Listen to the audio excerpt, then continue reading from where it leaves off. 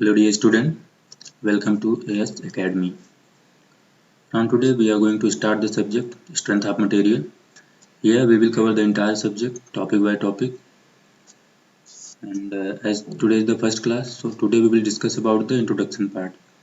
क्या होता है स्ट्रेंथ ऑफ मटेरियल, क्यों पढ़ते हैं हम, क्या इसके इम्प्लीमेंटेशन है सिविल इंजीनियरिंग में, सब कुछ यहाँ पे हम जानेंगे. So let's start the class. First of all, have a look on syllabus, what we are going to cover during the subject. So in first unit we will discuss about the stress and strain, the various type of stresses what generally occur on a body after the application of load. किसी भी body पे load apply करने के बाद कितने तरह की stresses generate होती हैं उनको हम यहाँ पे स्टडी करेंगे.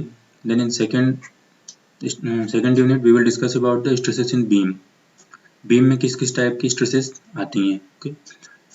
इन third unit we will discuss about the slope and deflection of beam. जब बीम में लोड अप्लाई किया जाता है तो बीम में स्लोप और डिफ्लेक्शन किस तरीके से जनरेट होते हैं, किस तरीके से रोटेशन होता है बीम का, हम यहाँ पे स्टडी करेंगे. In fourth unit we will learn about column and struts. Column के बारे में देखेंगे, कॉलम क्या कैटेगरीज होती हैं, कैसे उसको स्टडी किया जाता है, एनालाइज किया जाता है for various type of loading.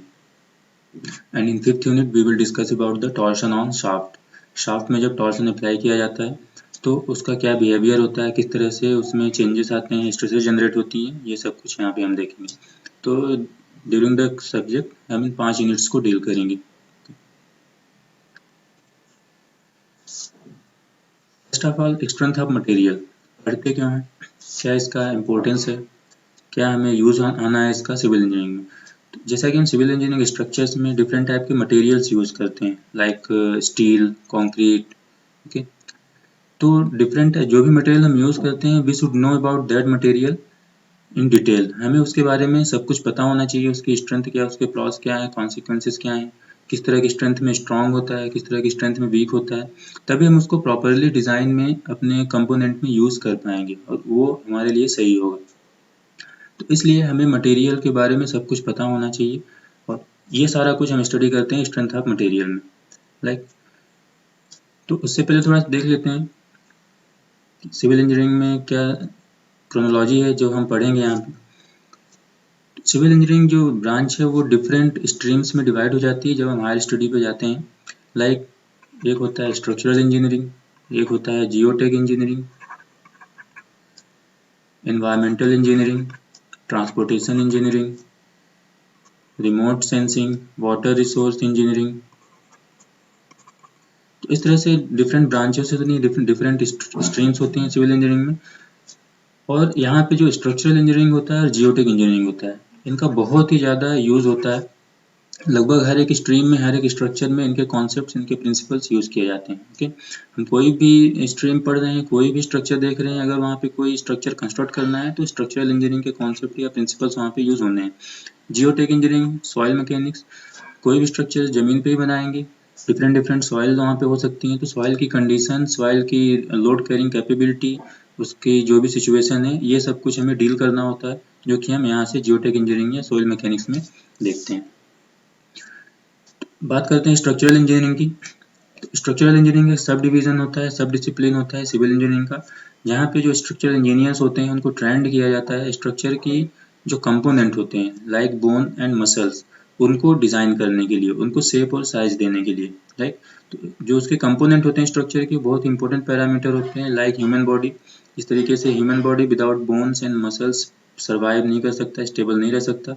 In the same sense structure भी बिहेव करता है. तो स्ट्रक्चरल इंजीनियर्स स्ट्रक्चर्स के उस कंपोनेंट को ही प्रॉपरली डिज़ाइन करते हैं, उसको एक शेप एंड साइज प्रोवाइड करते हैं. And they ensure the stability, strength and rigidity of building और नॉन बिल्डिंग स्ट्रक्चर्स. जो स्ट्रक्चर है सिविल इंजीनियरिंग वो बिल्डिंग और नॉन बिल्डिंग दोनों टाइप के हो सकते हैं like bridge, tunnel, duct, railway, ये सारे इंफ्रास्ट्रक्चर आ सकते हैं उसमें. तो उनकी स्टेबिलिटी, स्ट्रेंथ, ये सारी चीज़ें इंश्योर करने का काम होता है स्ट्रक्चरल इंजीनियर का.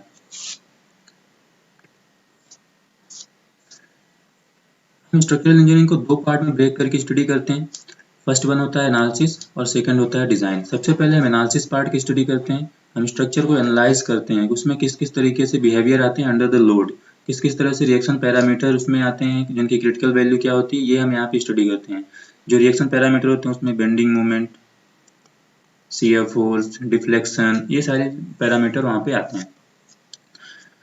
एनालिसिस में हम स्टडी करते हैं स्ट्रेंथ ऑफ मटेरियल। एक्चुअली यहाँ पे ये होता है सॉलिड मैकेनिक्स,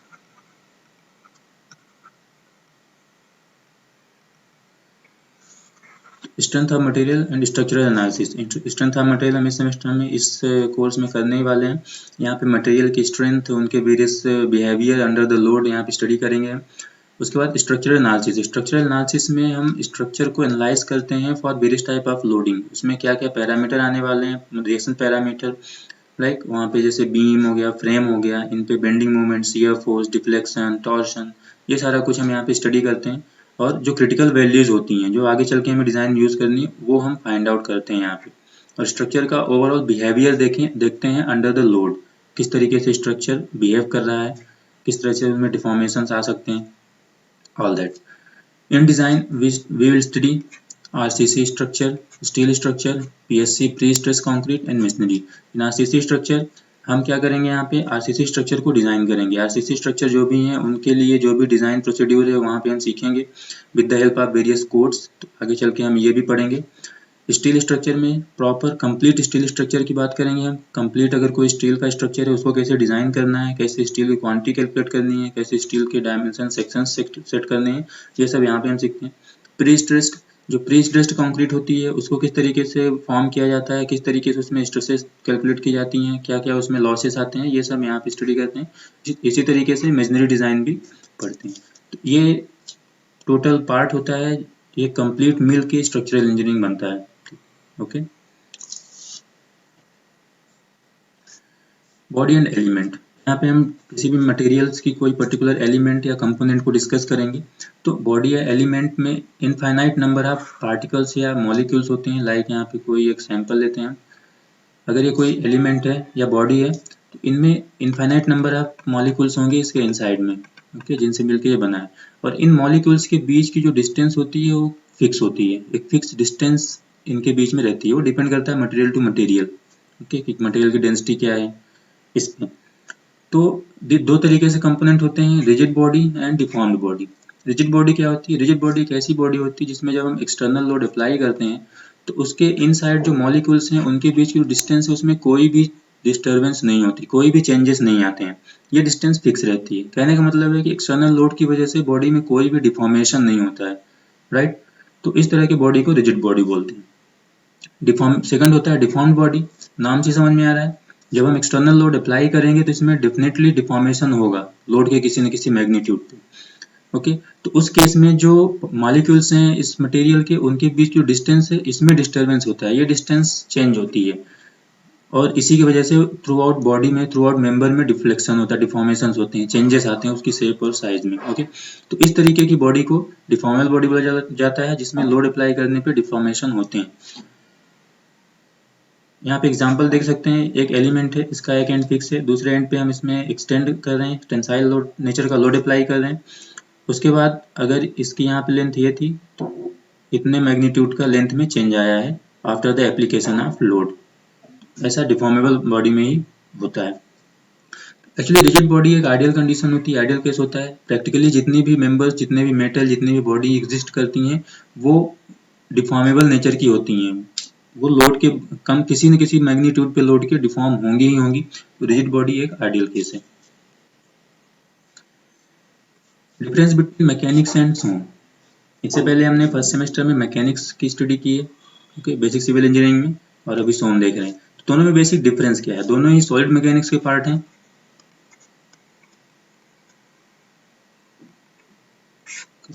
मैकेनिक्स में हम डील करते हैं रिजिड बॉडी, रिजिड बॉडी की बात करते हैं। रिजिड बॉडी में एक्सटर्नल लोड अप्लाई करते हैं और यहाँ पे हम कोई डिफ्लेक्शन या डिफॉर्मेशन की बात नहीं करते क्योंकि रिजिड बॉडी में कोई डिफ्लेक्शन या डिफॉर्मेशन होगा नहीं। यहाँ पे हम सिर्फ लोड सिस्टम की बात करते हैं, फोर्स सिस्टम की बात करते हैं, कितने कितने टाइप से फोर्स अप्लाई किए जाते हैं, उनके रिजल्टेंट्स कैसे कैलकुलेट करते हैं, ये सारा कुछ हम डिस्कस करते हैं मैकेनिक्स में, okay. But in strength of material we discuss about the deformable body. हम डिफॉर्मेबल बॉडी की बात करते हैं, और जब डिफॉर्मेबल बॉडी की बात करते हैं तो उसमें जब एक्सटर्नल लोड अप्लाई होगा तो उसमें डेफिनेटली कुछ ना कुछ डिफॉर्मेशन होगा, और वही हम स्टडी करते हैं, उस डिफॉर्मेशन की हम स्टडी करते हैं सोम में। तो जो बेसिक डिफरेंस है मैकेनिक्स और सोम में वो यही है, मैकेनिक्स में हम रिजिड बॉडी को डील करते हैं और स्ट्रेंथ ऑफ मटेरियल में हम डिफॉर्मेबल बॉडी को डिस्कस करते हैं। और यहाँ पे एक इम्पोर्टेंट पैरामीटर होता है यूनिट्स। जो वेरियस पैरामीटर होते हैं उनको हम प्रॉपरली तभी डिफाइन कर पाते हैं जब यूनिट की अंडरस्टैंडिंग होती है हमें। अगर हम यूनिट गलत लिख रहे हैं तो वहाँ पे सब कुछ गलत हो जाता है। तो ये एक बेसिक सा इंट्रोडक्शन है ताकि हमें आगे सब्जेक्ट में कोई प्रॉब्लम न जाए। तो यूनिट जनरली हम स्टार्टिंग से ही पढ़ते आ रहे हैं, जब से हमने फिजिक्स पढ़ना स्टार्ट किया है। दो तरह से होता है, फंडामेंटल एंड डिराइव्ड। फंडामेंटल में length, mass, time, and derived में जो फंडामेंटल यूनिट्स की हेल्प से डिराइव किए जाते हैं वो होती हैं derived units, area, velocity, acceleration, pressure, etcetera. Actually 4 system use किए जाते हैं यूनिट्स के लिए। यहाँ पे फर्स्ट होता है MKS, CGS, FPS and SI unit. तो जो यहाँ पे SI यूनिट सिस्टम है, इंटरनेशनल यूनिट सिस्टम है, ये हम बहुत ही ज़्यादा एक्सटेंसिवली यूज करेंगे यहाँ पे। केवल आपको रिमाइंड करने के लिए बता रहा हूँ मैं, ऑलरेडी आप ये सब पढ़ चुके हो। जो इंटरनेशनल सिस्टम ऑफ यूनिट्स होता है,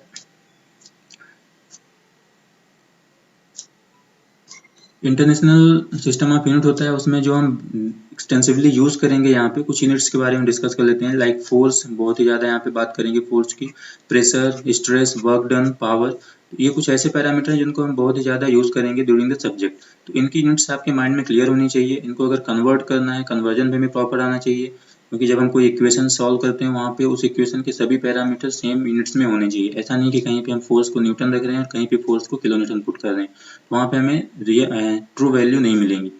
तो ये गलतियाँ अक्सर हम न्यूमेरिकल में करते हैं। जब हम न्यूमेरिकल सॉल्व करेंगे यहाँ पे, फोर्स न्यूटन, kg मीटर पर सेकंड स्क्वायर, पास्कल होता है प्रेशर का, इसको पास्कल इक्वल टू न्यूटन पर मीटर स्क्वायर भी होता है, इसको न्यूटन पर mm स्क्वायर में कन्वर्ट कर सकते हैं 10⁻⁻6 से मल्टीप्लाई करके। स्ट्रेस अगेन पास्कल होता है, न्यूटन पर metre square. Work done joule होता है, work done equal to what, force into displacement. हमने कितना फोर्स लगाया उसके थ्रू कितना डिस्प्लेस हुई बॉडी, इससे हम मेजर करते हैं कितना वर्क डन हुआ। तो इसको हम जूल से, SI यूनिट में इसको जूल से रिप्रेजेंट करते हैं, force into displacement, newton metre. Power watt होता है, पावर होता है work done per unit time, per unit time में कितना वर्क डन किया या rate of work done, that is called power. तो joule per second, work done per time, तो यहाँ से पावर मिल जाएगा। तो ये कुछ बेसिक यूनिट्स हैं जो हम जनरली यूज करेंगे ड्यूरिंग द सब्जेक्ट। अब यहाँ पे यूनिट को कन्वीनियंटली यूज करने के लिए, कोई भी वैल्यू को कन्वीनियंटली यूज करने के लिए अगर कोई लेंदी वैल्यू अपने पास, तो वहाँ पे हम उसको शॉर्ट टर्म में लिखने के लिए कुछ प्रीफिक्स यूज करते हैं। तो हमें उन प्रीफिक्स का मतलब पता होना चाहिए, उनकी जगह पे कितनी, उनकी वैल्यूज कितनी होती है एग्जैक्टली हमें ये पता होना चाहिए। तभी हम एक्चुअली न्यूमेरिकल में आपको पास कोई वैल्यू दी रहेगी, जैसे पास्कल, पास्कल के पहले मेगा लगा दिया, मेगा पास्कल, तो हमें पता होना चाहिए एग्जैक्टली मेगा का मतलब कितना होता है, ठीक है ना, उसकी जगह हम कितनी वैल्यू पुट कर सकते हैं एग्जैक्टली। तो अगर ये वैल्यूज पता नहीं होती है वहाँ पे हम गलती करने के चांसेस ज़्यादा रहते हैं हमारे पास। तो दो तरह से प्रीफिक्स यूज करते हैं, एक 10 की पावर प्लस के साथ और दूसरा 10 की पावर माइनस साइन के साथ। तो अगर हम प्लस साइन में देखें तो यहाँ पे जो प्रीफिक्स होता है टेरा, गीगा, मेगा, किलो, हेक्टो। टेरा का मतलब होता है उसकी जगह पे हम 10 पावर 12 पुट कर सकते हैं, उसको रिमूव करके। गीगा की जगह हम 10 पावर 9 पुट कर सकते हैं, mega 10 power 6, kilo 10 power 3, hecto 10 power 2। इसी तरीके से 10 पावर माइनस में भी प्रीफिक्स यूज करते हैं हम, like deci 10 power -1, centi 10 power -2, milli 10 power -3, micro 10 power -6, nano -9 और पीको -12। तो इनका आपको जनरली एब्रिविएशन ही मिलेगा जब हम न्यूमेरिकल आगे सॉल्व करेंगे, तो उस एब्रिविएशन का हमें मतलब समझ में आना चाहिए और उसकी जगह हम कितनी वैल्यू पुट कर सकते हैं ये हमें पता होना चाहिए। तो ये था आज के लिए बेसिक सा इंट्रोडक्शन जो हम ड्यूरिंग द सब्जेक्ट यूज करेंगे, छोटी छोटी मिस्टेक्स करते हैं उनके बारे में। नेक्स्ट क्लास से हम डिटेल में स्टार्ट करेंगे यूनिट फर्स्ट। तो आज के लिए इतना ही, थैंक यू।